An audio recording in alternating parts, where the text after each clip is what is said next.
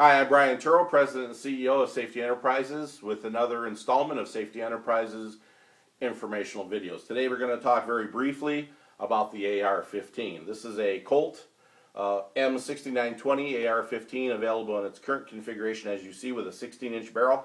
This is a 1-in-7 twist 5.56 NATO cartridge, semi-automatic, has a gas impingement blowback action. This is the current production model available through Colt. This particular M4 has an adjustable multi-position buttstock. It does have a Mako Group Defense finger groove mag wall accessory on there. It does have a Magpul PMag.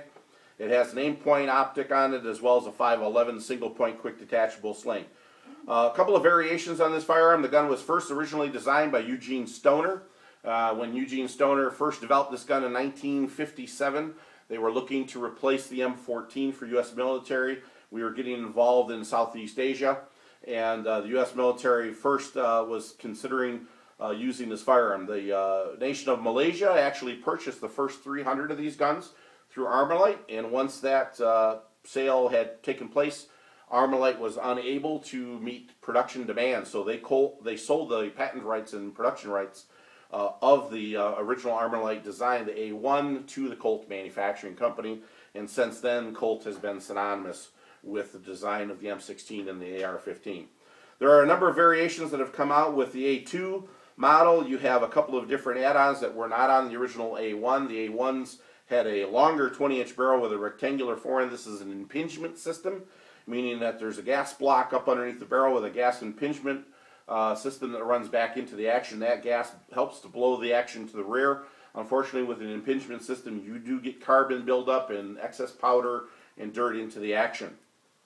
Some of the newer manufacturers out there today are going with a gas piston system, very similar to the M1 Garand that you saw earlier in some of our other videos. There's also been a couple of variations on this firearm from Colt over the last couple of decades. Prior to 1988, I believe, they offered what was called a green tag model. If you opened the lower receiver on this, you would find that the lower receiver was not permanently blocked, so that lower receiver could adopt to M16 component parts. So that if you had a Class 3 weapons license and could purchase a trigger group and M16 bolt carrier and could market it accordingly, you could convert the rifle.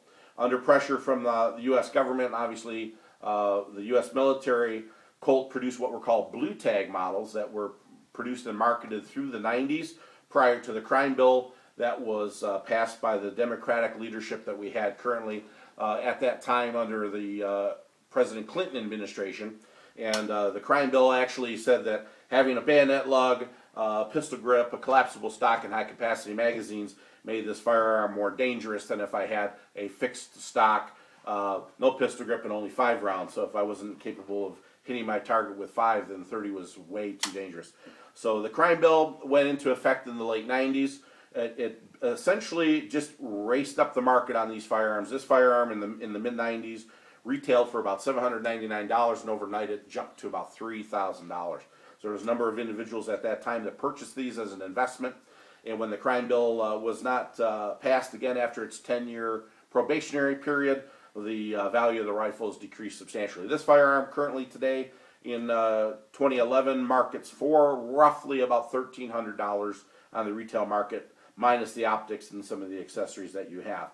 But again, it is still what's considered a blue tag model, indicating that if you opened up the action, which we will be doing in further series down the road, you would find that this is still permanently blocked, so it will not accommodate full automatic internal component parts without altering the firearm, which is illegal. So again, this is a semi-automatic carbine. It's chambered in 5.56 NATO. It has 30-round capacity. With each depression of the trigger, the action does cycle in a rearward direction, extracts a round, loads the next round. It's a very lightweight, very robust action. It's designed for military specification.